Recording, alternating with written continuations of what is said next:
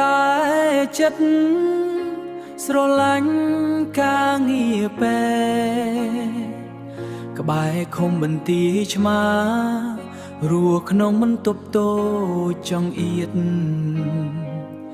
ជីវិតគ្រូពេធ្វើការលះបងមិនគិតជីវី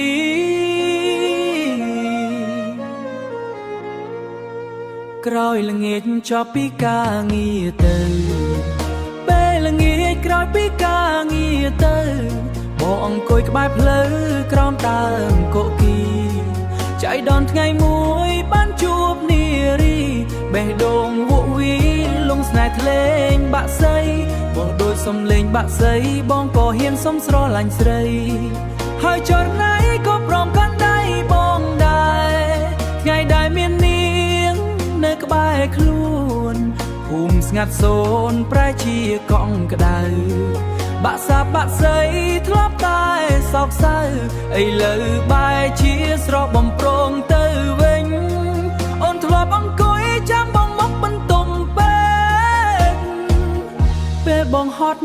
អូនជួយលួងចិត្តបងគិតថាស្នេហ៍នេះគឺជាស្នេហ៍ស្និទ្ធតែការពិតវាត្រឹមជាសោ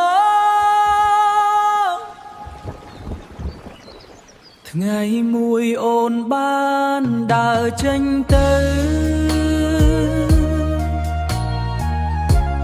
ស្រង់ពីលពៅមិនប្រាប់សូម្បីមួយម៉ាត់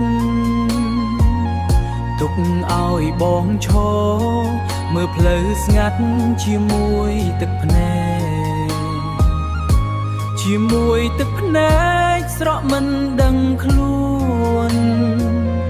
តែបើមិនបានជាគូក៏ដោយអរគុណត្រានត្រើយផ្ដល់ក្តីស្រឡាញ់អរគុណដែលបានចូលមកបំភ្លឺជីវិតបងឯកាម្នាក់នេះទោះចុងក្រោយសល់តែការសម្រងអូននៅតែជាស្រមោលស្នេហ៍មិនអាចបំភ្លេចបាន